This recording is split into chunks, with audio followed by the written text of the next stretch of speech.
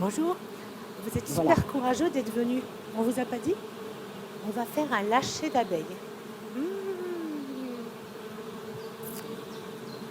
Je l'ouvre? Vous avez peur? Je l'ouvre? Eh bien, je vais vous surprendre. Il n'y a pas d'abeilles. Je ne peux pas mettre d'abeilles ici. Et même si j'avais fait un lâcher d'abeilles, ça n'aurait pas été très grave, hein, elles ne vous auraient pas attaqué. Alors, on ne va pas vraiment parler, enfin, on va parler un peu des abeilles, mais on va surtout parler du miel. Alors, comment est-ce que le miel se fait, à votre avis? Qu'est-ce qu'il faut pour faire du miel? Vous pouvez parler comme ça. Ah, qu'est-ce qu'il faut pour faire du miel?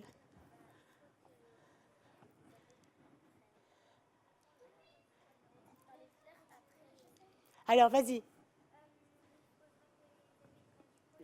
Il faut du pollen. Alors, non, il ne faut pas de pollen pour faire du miel. Mais elles vont chercher du pollen. Mais ça ne sert pas à faire du miel, le pollen. Pas vraiment. Oui?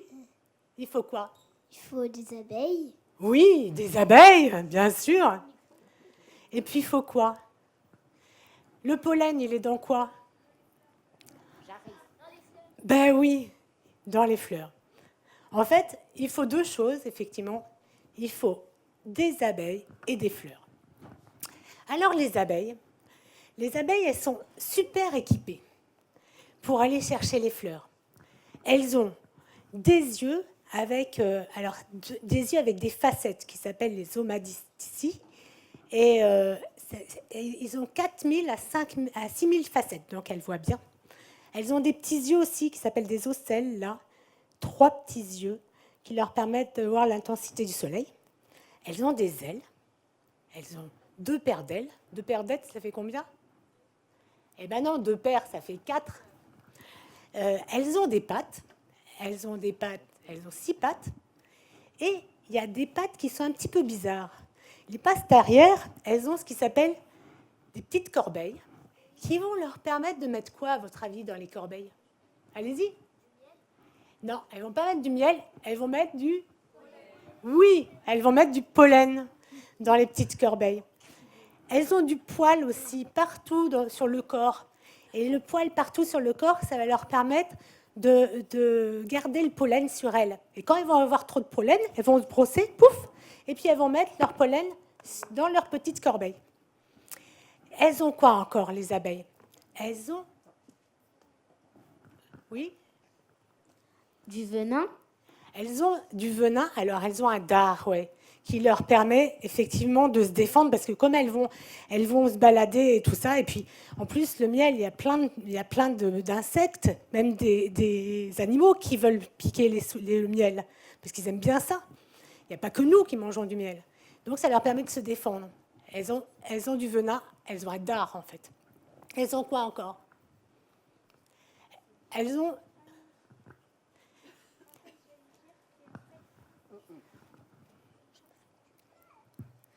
Quand en fait, elles perdent leur dard, j'allais dire qu'elles meurent quand elles perdent leur dard. Ouais, c'est vrai, mais bon, c'est pas notre sujet aujourd'hui.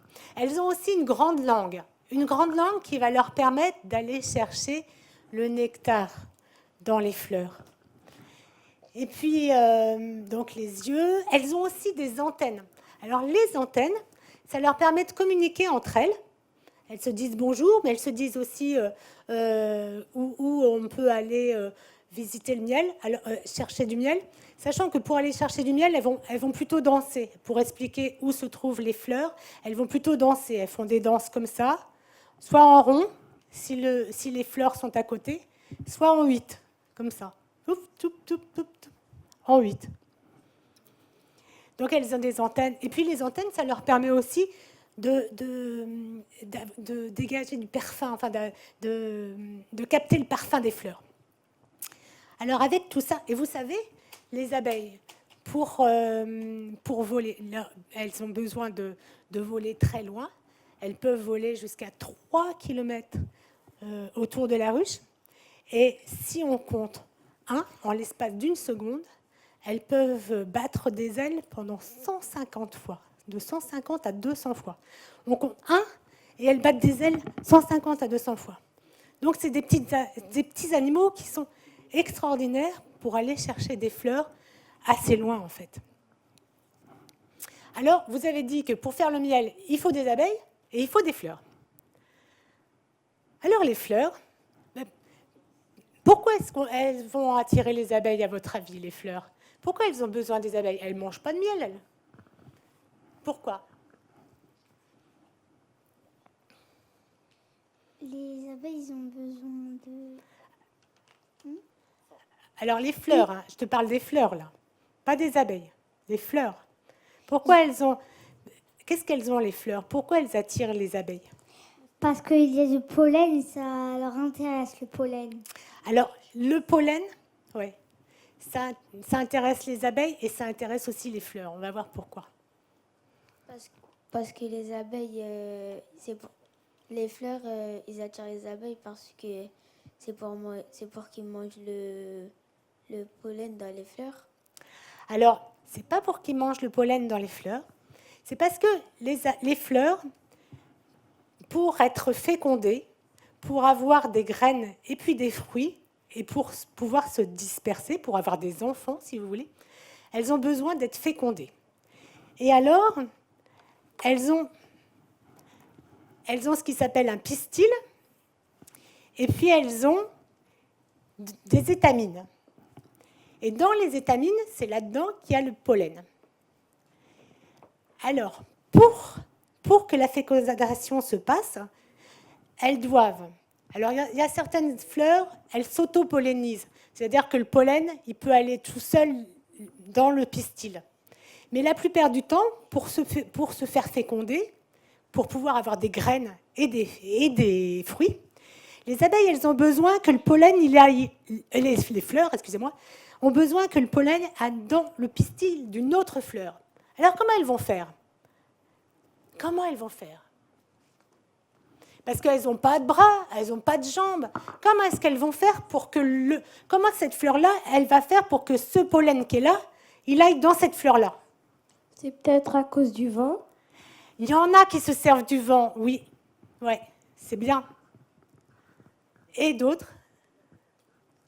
Les abeilles ils viennent le prendre et le mettre dans... Voilà. Alors, il y en a d'autres qui se servent des insectes, des abeilles, entre autres. Des abeilles, des papillons aussi. Et alors, les abeilles, elles vont arriver... Parce que la fleur, elle sécrète une substance sucrée qui s'appelle le nectar. Et c'est ça que les abeilles vont venir chercher pour faire le miel. Donc, les abeilles, elles vont venir, elles vont prendre du nectar. Et puis, en même temps, elles vont se charger de pollen sur leur corps. Après, quand l'abeille, elle va passer sur l'autre fleur, elle va mettre du pollen de cette fleur-là sur cette fleur-là. Donc, ça va lui permettre d'être fécondée, d'avoir des graines et d'avoir des fruits.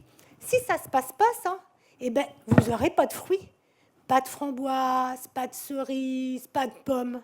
Il faut que ça se passe. Donc, les fleurs, elles doivent être très attractives. Elles doivent sentir bon, elles doivent avoir des couleurs et puis du nectar. Alors, comment elles font les abeilles après? Elles vont aller butiner le nectar. Alors, les abeilles qui vont butiner le nectar, c'est des vieilles abeilles en général. Les jeunes abeilles, elles restent à la ruche, on ne les voit pas. Les vieilles abeilles, elles vont aller butiner le nectar. Et quand elles arrivent dans la ruche, elles ont du nectar sur leur jabot, elles ont du pollen dans leur petite corbeille. Qu'est-ce qui va se passer alors? La petite abeille, elle arrive, elle a le nectar dans son jabot, parce qu'elle le met dans son jabot. Elle prend le nectar et elle le met dans son jabot. Qu'est-ce qu'elle en fait, à votre avis?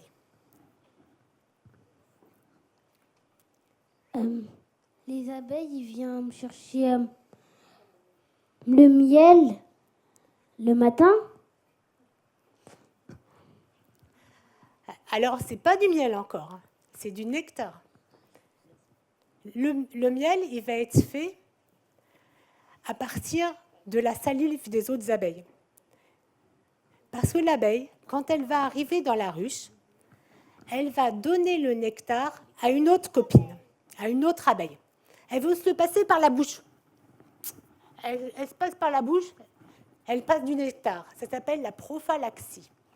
Et elle se passe le nectar d'abeille en abeille. Et le fait que le nectar il repasse d'abeille en abeille, ça va transformer le nectar en miel. Ça va changer la composition du sucre. C'est pour ça que nous, le miel, on ne peut pas en faire. C'est pas possible. Parce que pour faire du miel, il faut du nectar, mais il faut aussi de la salive d'abeille. Une fois qu'elles ont bien passé le miel, elles se sont passées le nectar, excusez-moi, entre elles vont aller ranger le miel dans leurs petites alvéoles. Et là, le miel, il n'est toujours pas fait.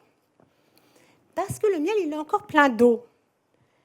Il faut savoir que le nectar, il y a du sucre et il y a de l'eau.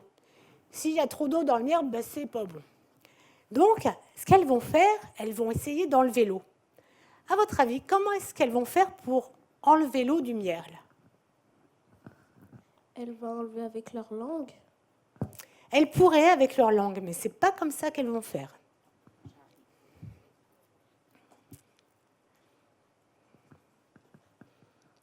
Ils mâchent avec la mâchoire. Non plus. La mâchoire, elle sert à croquer, à enlever des choses, à manipuler des trucs, la cire par exemple, mais elle ne sert pas à enlever l'eau du miel. Du miel, non. Elles vont refaire du miel et après elles vont en mettre moins de l'eau. Ah, ramener du nectar et puis ramener du miel. Non, c'est pas ça non plus. Les faire chauffer. Ils vont les faire chauffer. Alors, elles pourraient. C'est une façon de faire chauffer, oui. Mais comment elles vont faire? En les mettant dans les casiers. Alors, elles les rangent dans la casier. Mais ce qu'elles vont faire, les abeilles, pour enlever l'eau du miel, elles vont ventiler. Elles ont des petites ailes. Elles ont des ailes. Donc, elles vont faire ça comme un petit ventilateur, en fait. Et l'eau du miel va s'évaporer. Et une fois que le miel est bien mûr, on appelle ça est fait, elles vont le boucher avec un petit opercule de cire.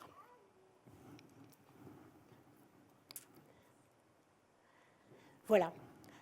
Alors, sinon, dans la ruche, on voit du miel, il y a du miel, mais qu'est-ce qu'il y a aussi? Qu'est-ce qu'elles font, les abeilles, en plus du miel? Oui?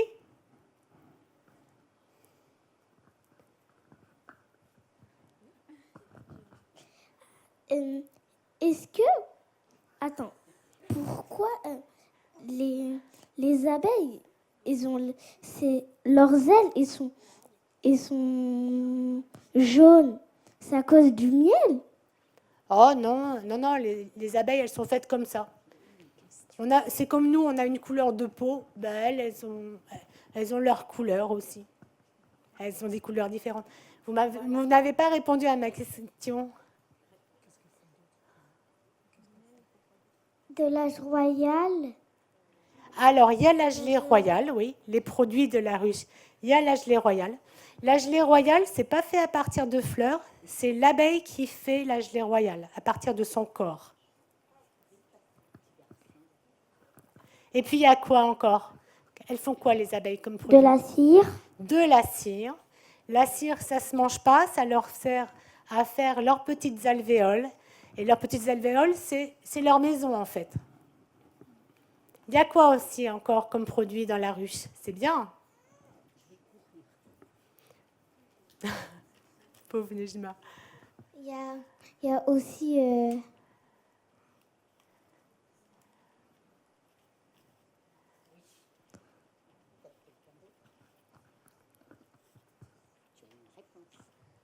Il y a aussi du miel. Il y a du miel, bien sûr, on en a parlé. Il y a on a parlé d'autres choses tout à l'heure. Il y avait du miel et du dard. Ah non, le dard, c'est pas un produit de la ruche. Le dard, c'est l'abeille quoi qui a le dard. Est-ce qu'il y a du nectar? Alors le nectar, c'est ce qui donne le miel.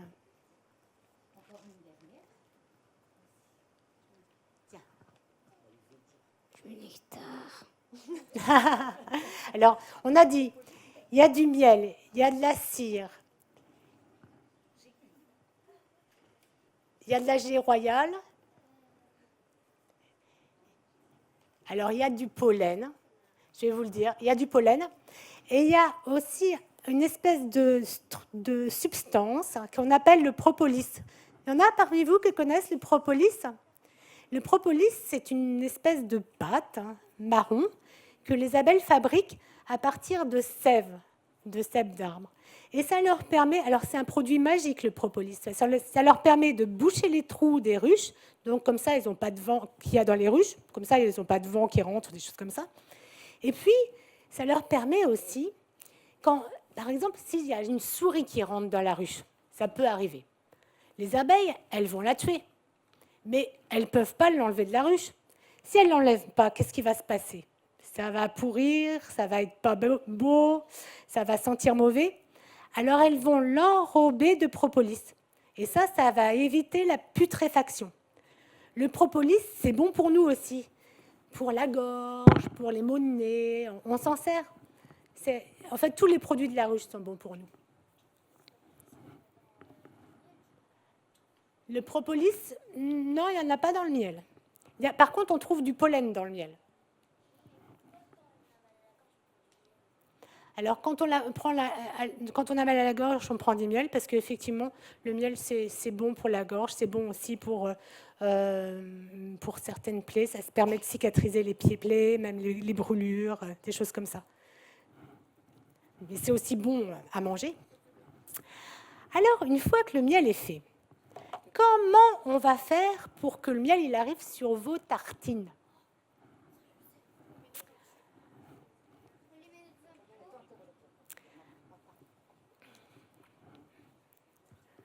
On les met dans un tube. On les met dans un tube. On les met parfois on les met dans un bocal. Alors on va le mettre dans un bocal, mais avant, souvenez-vous, le miel il est dans les alvéoles. Et je vais vous montrer.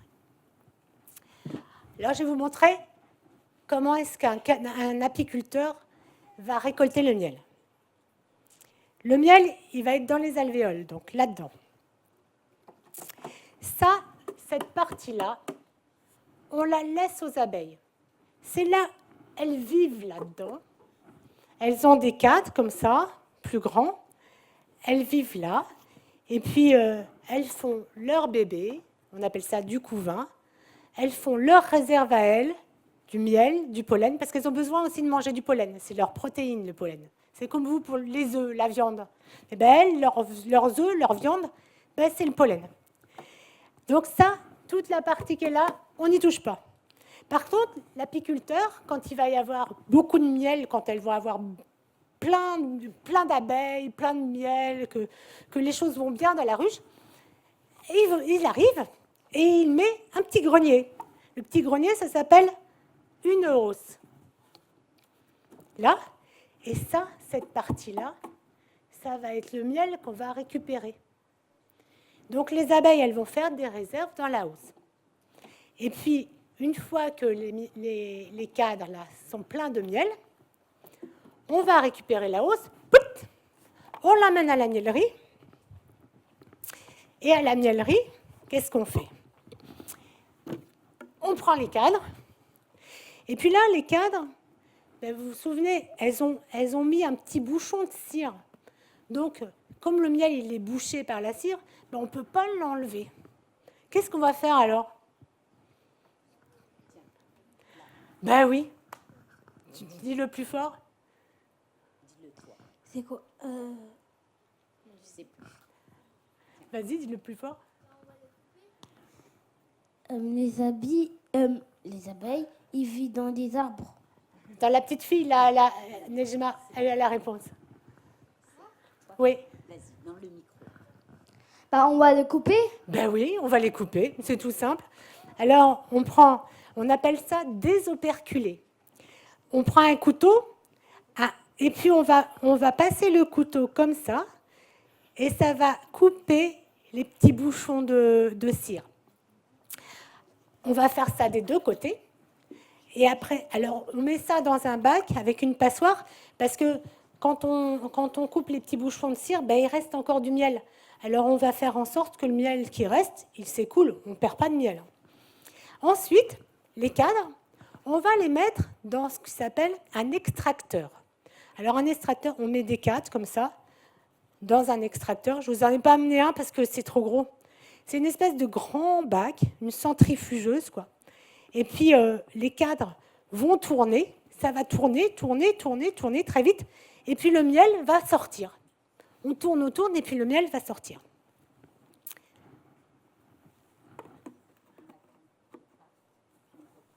Attends, je finis. Et une fois que le miel est sorti, on peut le mettre en pot. Voilà. Oui.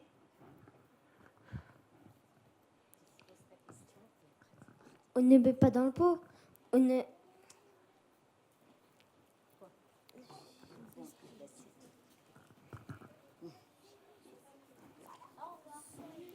Au revoir.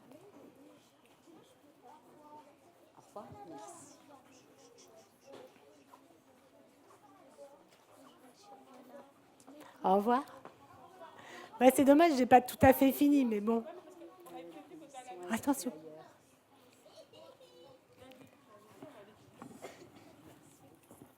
Tenez.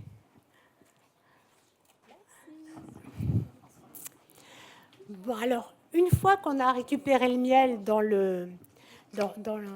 l'extracteur, et alors on le met à maturer, on appelle ça. On le laisse quelques jours maturer pour que les impuretés puissent remonter. Et ensuite, on le met en pot. Normalement, on ne doit pas intervenir sur le miel. Les apiculteurs, nous, on se contente de le récolter. Mais on n'intervient pas, on ne va pas le chauffer, on ne va pas rajouter du sucre. Non, le miel, le bon miel, c'est du miel pur.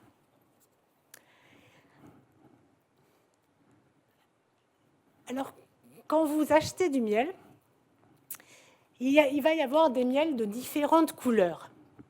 À votre avis, par exemple, qu'est-ce qui fait la différence de la couleur?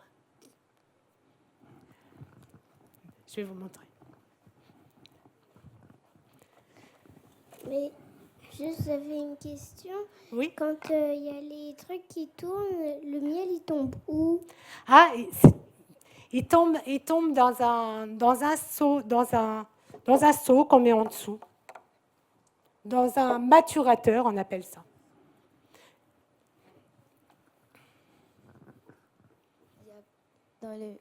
Dans certains miels, il y a plusieurs couleurs. C'est la couleur du nectar. Alors, c'est la couleur, en fait, ça dépend des fleurs. Ça dépend des catégories de fleurs que les abeilles vont aller butiner. Par exemple, regardez. Ça, il est un peu blanc, ce miel-là. C'est le miel que j'ai récolté la semaine dernière. Donc, c'est du miel de printemps. On est au printemps.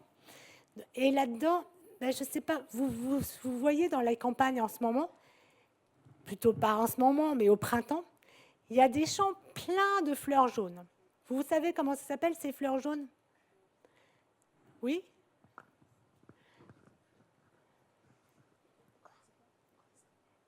Colza. Du colza. Bien. Donc, les abeilles, effectivement, elles aiment bien ce colza. Ça sent fort, il y en a beaucoup, c'est plein de pollen et c'est plein de nectar.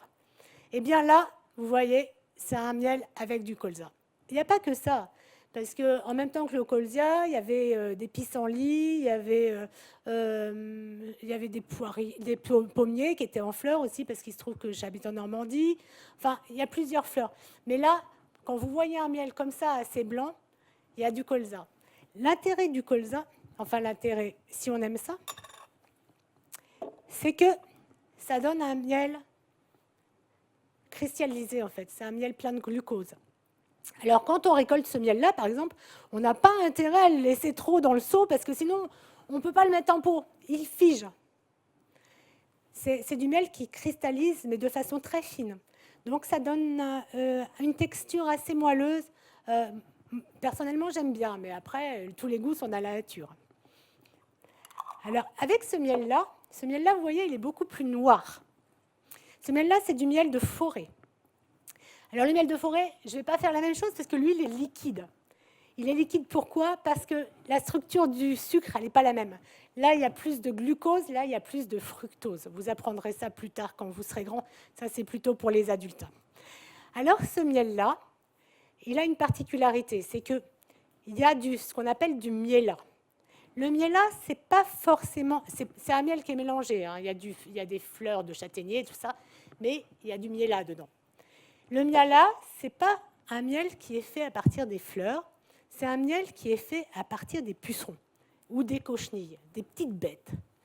Des petites bêtes qui vivent sur les végétaux, qui mangent la sève des végétaux et donc qui rejettent, qui font caca, un espèce de sucre que les abeilles vont récupérer. Les abeilles et les fourmis adorent ça aussi. Il faut savoir que les abeilles et les fourmis, c'est la même famille, hein, c'est des hyménoptères. Donc, les abeilles, elles vont récupérer ce miel-là. Et elles vont le ramener à la ruche. Et ça donne donc un miel assez dur, assez puissant, assez fort. Voilà, donc c'est la raison pour laquelle il y a plusieurs couleurs. Il y a des miels aussi qui sont dorés. Il y a les miels parce qu'il y a plein de fleurs. Hein, elles peuvent aller butiner plein de fleurs. Dans le sud, par exemple, il y a du miel de lavande. On peut trouver du miel d'acacia. On peut trouver du miel de tournesol, de trèfle, du miel mélangé aussi. On appelle ça du miel toute fleur. Alors, vous savez pourquoi il faut garder les pelouses? Quand on a des jardins, je ne sais pas si certains d'entre vous ont des jardins, mais vous savez pourquoi il faut garder les pelouses pas trop tondues? À votre avis, pourquoi est-ce qu'il ne faut pas trop tondre les pelouses?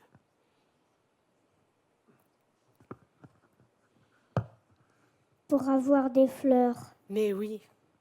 Et quel genre de fleurs tu as sur les pelouses? Que les abeilles, à ton avis, elles vont bien aimer, à votre avis? Des coquelicots. Il y a des coquelicots, elles aiment bien, ouais. Ça donne du pollen noir, les coquelicots.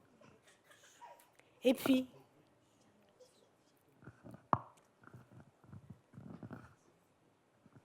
Des pâquerettes. des pâquerettes. Alors, les pâquerettes, c'est moyennement mellifère.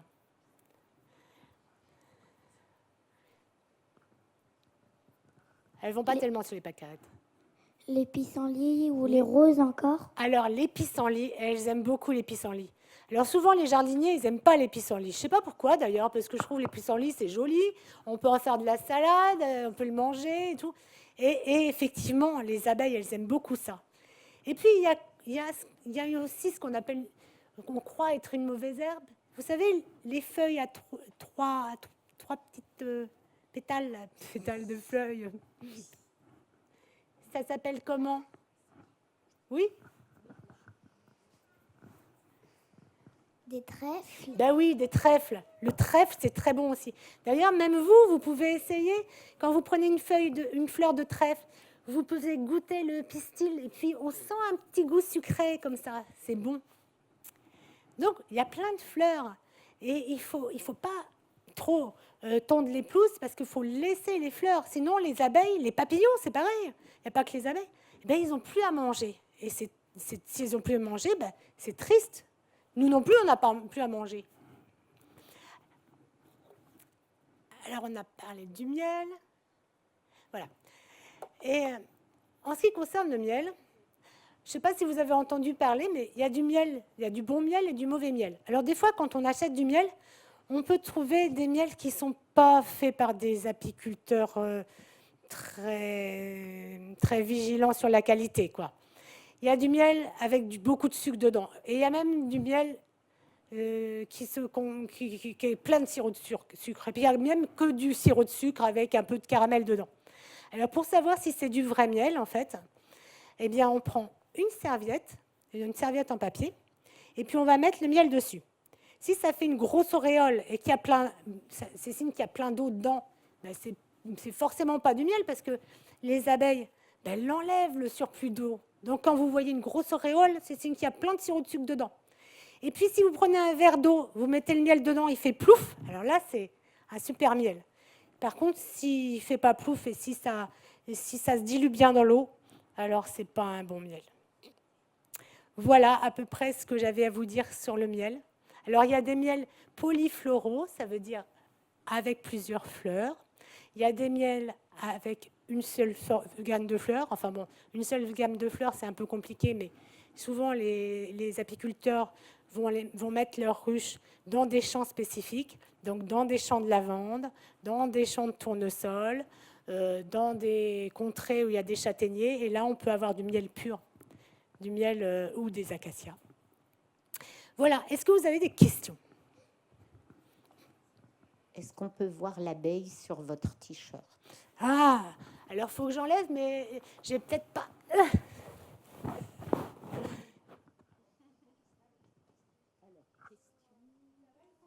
Ah ben non, du coup, ah voilà. Ben ouais, j'ai fait un petit help les abeilles. Parce que vous savez que les abeilles, ben, elles sont un peu, alors on va dire, en voie de disparition. Ouais. Elles sont en voie de disparition, pourquoi? Parce que ben, dans les champs, il y a plein de produits qui sont déversés. Alors, ce n'est pas forcément de la faute des agriculteurs. Hein. Ils ont des grands champs, il faut qu'ils vivent. Et ils sont obligés de mettre, maintenant ils sont vraiment obligés, des néocotinoïdes, des choses, des produits pas très bons, quoi, et qui font que c'est très mauvais pour les abeilles. Et puis, il y a aussi le manque de fleurs, comme je vous disais tout à l'heure, le fait qu'il y ait des cultures, des tontes et tout ça. Alors, quoique maintenant, il y a beaucoup de départements qui font en sorte, de communes, qui font en sorte de planter des fleurs ou de ne pas tondre les fleurs sauvages. Et déjà, quand on a un petit chez soi, c'est important de laisser les fleurs sauvages pousser. Et puis, les abeilles aussi, elles doivent faire face au frelon asiatique, qui est arrivé dans une poterie. Et puis, il y a une espèce de tique, un varroa, qui est très embêtant aussi et que l'on doit traiter, nous. Parce que sinon, ça produit des maladies et ça peut être très embêtant. Ça peut être, ouais, ça peut décimer une ruche en fait. Et donc on a pas mal de problèmes avec les abeilles qui vivent difficilement avec notre façon de vivre à nous. Question. Donc il faut les aider. Et plus on a d'apiculteurs, mieux c'est. Alors les enfants, si vous voulez mettre des ruches dans vos jardins, il faut apprendre un peu à s'occuper des abeilles parce que c'est dangereux quand même, hein, ça pique. Mais c'est bien d'être apiculteur, c'est passionnant.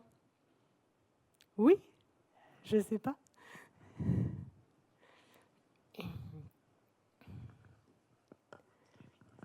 C'est qui la reine des abeilles?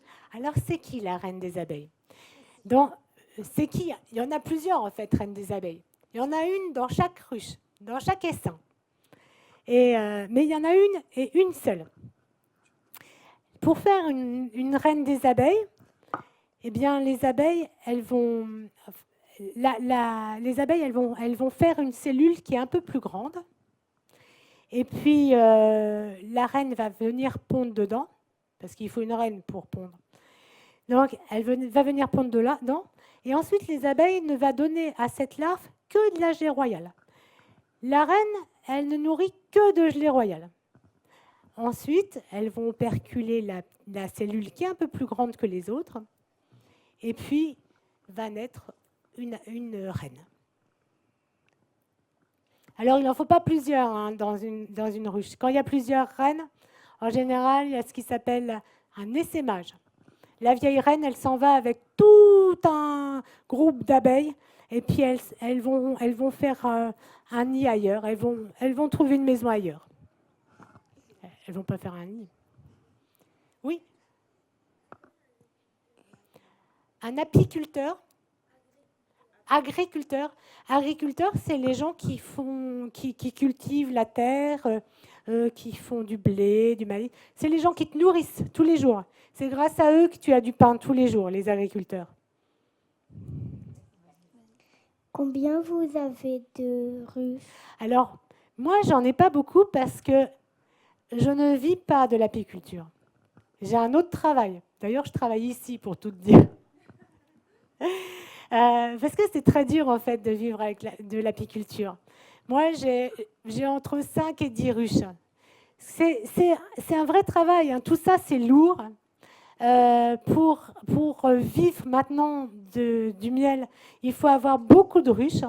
Il faut avoir au moins 100 ruches. Et encore, avec 100 ruches, les apiculteurs ont du mal à vivre. Parce que tous les ans, il y a des abeilles qui meurent, par exemple l'hiver. Donc, il faut refaire son cheptel d'abeilles. Il faut savoir qu'un essaim, ça coûte à peu près 100-120 euros. C'est cher un essaim. Bon, souvent, les apiculteurs font des essaims. Ils font des essaims avec, quand ils ont des ruches populeuses, ils refont des essaims. Ils vont les chercher quand les gens les appellent. Mais enfin, globalement. Et puis, il y a des années où il n'y a pas beaucoup de miel. L'année dernière, par exemple, il a plu beaucoup, donc il n'y avait pas beaucoup de miel. Cette année, il y a plein de miel, donc les apiculteurs vont être beaucoup plus contents. Mais c'est dur, hein. C'est très dur comme métier. C'est physique et c'est très aléatoire, comme tous les métiers du vivant d'ailleurs, hein. Les gens qui vivent, qui élèvent des bêtes, c'est difficile. Mais c'est magique. Moi, c'est ma passion. Oui ? En fait, dans la classe, on a appris une chanson sur les abeilles et puis il paraît qu'elles font des arbres et les arbres, ça donne de l'oxygène. Est-ce que c'est vrai? Elles font quoi? En fait, en mélangeant les fleurs, comme tu avais expliqué tout à l'heure, et elles font des graines qu'après d'autres insectes ils vont récupérer et ils vont les mettre par terre et après ça va, ou parfois le vent, et ça va les faire des arbres et du coup ça nous aide à faire vivre. Et aussi qu'elles sont en voie de disparition. Oui, oui. Alors, elles ne font pas tout à fait les graines, je vous ai expliqué tout à l'heure. Si, elles contribuent à ce qu'elles font, c'est elles fécondent. Elles fécondent la plante. Et la fécondation va donner une graine, c'est très bien. Et la graine, pour la protéger, la graine, qu'est-ce qu'elle fait? La fleur, elle va faire un fruit autour. Elle va faire de la chair pour protéger la graine. Et effectivement, le fruit, il va attirer les oiseaux, il va attirer les hommes aussi. Et les oiseaux, les hommes, vont manger ce fruit, vont manger la graine aussi qui est dedans, et puis vont disséminer les graines, ce qui va permettre effectivement de faire des arbres, de faire d'autres fleurs. Les graines, c'est important, oui. C'est ce qui nous permet de nous nourrir aussi.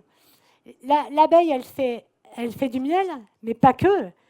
Elle féconde les fleurs, donc ce qui nous permet d'avoir des fruits et ce qui nous permet de nous nourrir, des fruits et des légumes.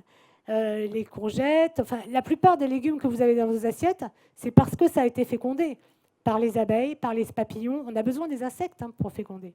Après, si on le fait à la main, c'est une autre histoire, hein. C'est possible, mais ça demande du travail et beaucoup de main-d'œuvre.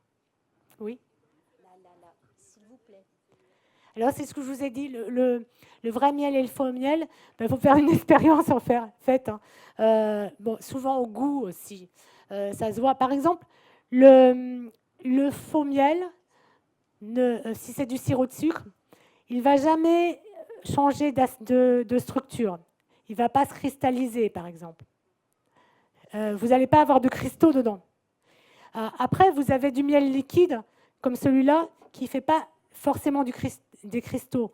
Et ce miel-là, c'est un vrai miel, hein, ce n'est pas du sirop. En fait, le vrai miel, il est pas visqueux, il n'y a pas d'eau dedans. Donc, si vous le mettez sur un papier buvard, par exemple, il ne va pas y avoir d'auréole autour. Vous voyez ? Ou si vous mettez vous mettez une cuillère de miel dans un verre, ça va faire plouf. Après, puis bon, il faut savoir où on l'achète aussi, le miel. Si vous achetez votre miel dans un marché auprès d'un apiculteur, il n'y a pas de problème. Il y a des problèmes, surtout dans certains supermarchés. Il faut regarder d'où ça vient, si des fois il y a des mélanges de miel. Il faut regarder d'où ça vient. En fait, quand vous voyez des emballages en plastique un peu... généralement, il faut se méfier un peu. Mais par contre, si vous voyez des pots comme ça, mes pots, ils viennent de... Bien sûr, celui-là, c'est moi qui l'ai produit, puis ça, je l'ai acheté à une amie. bah, forcément, c'est du miel d'apiculteurs locaux. Les locaux, par exemple, il n'y a pas de problème, ils font leur miel correctement, ils ne mettent pas du sirop de sucre dedans, hein. C'est plutôt en supermarché, parce qu'il n'y a pas suffisamment de miel de produit par rapport à la demande. Donc, bah, on vient arranger un peu les choses et faire en sorte que le stock soit plus important. Mais il y a environ combien d'abeilles dans une ruche? Alors, tu poses des questions intéressantes, toi, hein. Enfin, tout le monde pose des questions intéressantes. Mais... Alors, ça dépend. L'hiver, elles sont beaucoup moins nombreuses que l'été. Parce que vous savez, les abeilles, elles hibernent. Donc, l'hiver, elles ne sont pas très nombreuses. Mais l'été, elles peuvent être entre 20 000 et 80 000 à peu près dans une ruche. Il y a beaucoup de monde. Beaucoup de monde. Ça grouille. Alors, finalement, j'ai deux questions. Une par rapport aujourd'hui sur Paris ou toutes les villes, il y a de plus en plus de ruches sur les toits. Du coup, quelles sont les fleurs qui sont butinées? Et la deuxième, c'est par rapport de nouveau des grandes villes, toute la pollution urbaine et l'impact sur le miel en proprement parler. Alors, en ce qui concerne les fleurs, une ville sur Paris, par exemple, ou les villes en général, c'est assez fleuri parce que les gens ont des jardins. À Paris, quand vous voyez les parcs, les plantations aussi sont toujours pleines de fleurs. En fait, et puis il y a plein de fleurs différentes, mais c'est pas forcément des fleurs sauvages, c'est des fleurs qui viennent d'un peu partout. C'est ça qui est intéressant en fait dans le miel urbain, c'est que il y a plein de variétés de fleurs, puisque c'est des fleurs qu'on amène, c'est pas des fleurs sauvages. Donc vous voyez les parterres de fleurs, il y a une variété de fleurs phénoménale, quoi. Donc ça, c'est intéressant parce qu'il y a plein de fleurs dans le miel. Après, bon, effectivement, il y a l'avantage du miel de campagne, c'est qu'il n'y a pas de produits chimiques issus de l'agriculture. Donc il n'y a pas de néonicotinoïdes, de pesticides, de choses comme ça. Et puis, bon, après, en ce qui concerne la pollution, il doit y avoir un peu de plomb, je suppose. Mais il n'y a pas suffisamment de plomb pour que ce soit gênant, quoi. Voilà. Mais ouais, généralement, effectivement, le miel de ville à Paris, ils ont fait du miel qui est d'une bonne qualité. Ouais. Après, les abeilles, c'est pas facile à élever dans une ville quand même, hein, parce que ça essaime, faut un peu de place, c'est pas facile. Je vous en prie. Je vous en prie. Est-ce qu'il peut avoir des abeilles? Est-ce qu'il peut avoir des abeilles dans une ruche sans abeilles? Ah ben oui, il y a des ruches. Ben regarde, là il y a une ruche vide, hein. Ah, sans reine, tu veux dire? Alors ça arrive malheureusement assez fréquemment. On appelle ça des ruches bourdonneuses. Alors d'abord, on appelle ça des ruches orphelines. Et après, on appelle ça, si on laisse trop longtemps la ruche sans reine, on appelle ça des ruches bourdonneuses. Parce qu'en fait, quand il n'y a pas de reine, pendant un moment, les abeilles, elles vont se mettre à pondre. Mais les abeilles, elles n'ont pas été fécondées. Bon, je peux pas trop, c'est plutôt pour les adultes, hein, ce que je vous raconte, hein. Les abeilles n'ont pas été fécondées. Donc, elles vont produire des mâles. Parce qu'il faut savoir que la reine, quand elle produit des mâles avec des ovules qui ne sont pas fécondés. Donc, les abeilles ouvrières, elles peuvent si on les laisse trop longtemps sans reine, pondre et puis produire des bourdons. Alors, on appelle ça des ruches bourdonneuses parce que quand on ouvre, il n'y a que des bourdons dedans, des mâles donc. Mais ça, en général, faut laisser les ruches traîner pendant un moment, hein, pour avoir une ruche bourdonneuse. Normalement, quand il n'y a pas de reine dans une ruche, on fait en sorte, soit on remet une reine, on remère, soit on met des œufs et puis les abeilles vont refaire une reine à partir des œufs qu'on met. Enfin, il y a des solutions pour lutter contre ça. Oui. Est-ce qu'une malle, ça peut... Ah, un mâle. Un mâle, le mâle des abeilles, alors ça s'appelle le faux bourdon, le mâle. Et bien non, il ne peut pas piquer. Parce que le mâle, il n'a pas de dard. D'abord, il ne peut même pas manger tout seul. Ce pauvre bourdon, sa seule mission, c'est de féconder la reine. Enfin, sa seule. Je suis un peu méchante, hein, parce que quand l'été, par exemple, quand il fait chaud, ben, il ventile. Il aide les abeilles un peu à ventiler, à faire en sorte que l'atmosphère de la ruche soit plus viable. Mais sinon, les bourdons, ils ne servent pas à grand-chose. Et si bien que les abeilles, quand il manque de fleurs, à un moment donné, dans la saison, en septembre, par exemple, fin de saison, il n'y a plus de fleurs. Qu'est-ce qu'elles vont faire, les abeilles? Eh bien, elles vont les tuer, les bourdons. Elles vont les mettre dehors. Allez, partez! Et du coup, durant l'hiver, il n'y a pas un bourdon dans la ruche. Ils sont tous morts. C'est comme si votre maman, elle mettait papa dehors quand il n'y a pas assez à manger dans la maison. C'est pareil. Elles, c'est ce qu'elles font. Mais votre papa, il se débrouillerait bien. Tandis que là, les bourdons, ils ne peuvent rien faire. Pourquoi l'hiver, les abeilles ils meurent? Non, ils ne meurent pas l'hiver. Elles ne meurent pas. En fait, les abeilles que l'on a, nous, les abeilles, on appelle ça apimellifera, parce qu'il y a des abeilles qui n'hibernent pas. Mais les nôtres, celles qui font du miel, en fait, elles hibernent. Il y a elles font des abeilles d'hiverne qui sont un petit peu plus grasses, un petit peu plus costauds, et elles vont vivre tout l'hiver. Elles vont faire une grappe, et puis elles vont tenir chaud à la reine, souvent, qui est au centre. Et quand il fait froid, pouf, celles qui sont un peu comme les oiseaux, là, les pingouins, je crois qu'ils font ça aussi. Les abeilles qui sont refroidies, elles vont repasser au centre. Et puis, comme ça, voilà. Et elles sont en grappe tout l'hiver, en fait, quand il fait froid, pour protéger la reine. Et pour se protéger, elle aussi. Donc, elles ne meurent pas l'hiver. Il y en a moins. Il y en a moins aussi parce que les butineuses, quand elles vont butiner au printemps, en été, une butineuse, il faut savoir que ça vit à peu près 21 jours. Une abeille, au printemps, ça vit à peu près 21 jours. Le printemps, été. Parce que elles se font manger, elles se font tuer.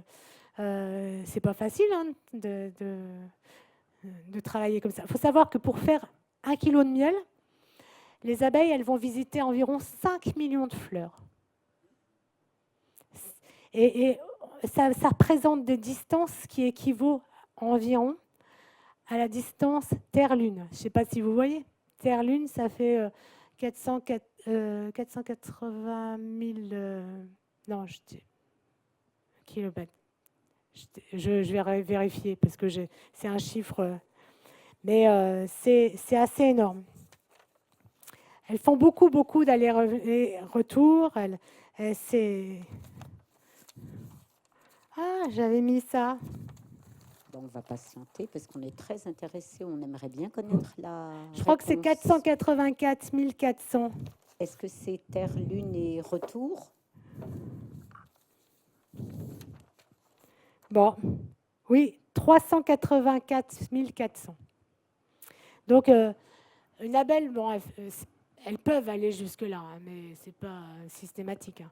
Mais effectivement, pour faire un pot de 1 kg de miel, il faut visiter 5 millions à peu près de fleurs, et c'est beaucoup de travail. Hein. C'est pour ça, quand on mange du miel, eh bien, il faut remercier les abeilles. La nature, c'est exceptionnel. Hein.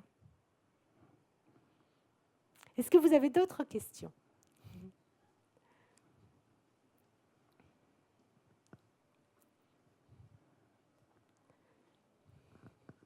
Est-ce que ça existe du miel de rose? Alors, du miel de rose, je ne pense pas. Faudrait chercher. J'en ai jamais vu. Mais peut-être. Je ne pense pas. T'en as déjà mangé, toi? Je pense pas. Et du miel d'églantine. Alors, mais je pense que les églantines, ça fait partie du miel d'églantine. C'est les ronces et tout ça. Elles vont aller récupérer du nectar, effectivement, dans les ronces, dans les églantines. Mais du miel d'églantine seul, enfin, en tant que tel, ça doit être. C'est des mélanges de fleurs, quoi. Il y a beaucoup de mélanges de fleurs, hein. Parce que c'est difficile d'avoir un miel mono. Les monofloraux, c'est difficile. Il faut vraiment mettre les ruches dans un endroit où il y a plein de fleurs de même famille. Par exemple, de la queue à lune, du tournesol, de la lavande. Ça, c'est plus facile parce qu'on a des champs. Après, quand c'est des fleurs sauvages, ben, c'est plus compliqué, quoi. Mais du miel de rose, je pense pas. J'en ai jamais vu.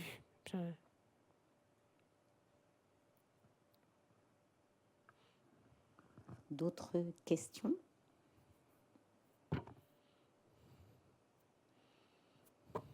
Une conclusion? La conclusion. Alors la conclusion, c'est merci de vos questions, merci de votre intérêt, de votre attention, parce que c'était vraiment très agréable de discuter avec vous. Et puis voilà, j'espère que vous avez appris des choses. Je vous en avez un peu plein la tête. Allez lire, allez regarder, voir, intéressez-vous aux fleurs, aux abeilles, à la nature, à ce qu'il y a autour de vous, parce que ça, c'est vraiment magique, ça rend la vie belle. Et puis dans votre vie, plus tard, ou si vous avez des jardins et tout ça, pensez-y, il faut garder les fleurs. Il n'y a pas de mauvaises herbes. Il n'y a pas de mauvaises choses. Pas de mauvaises herbes. Et nous remercions Madame Sylvie Cardon pour sa superbe et délicieuse prestation. Merci. Merci à vous.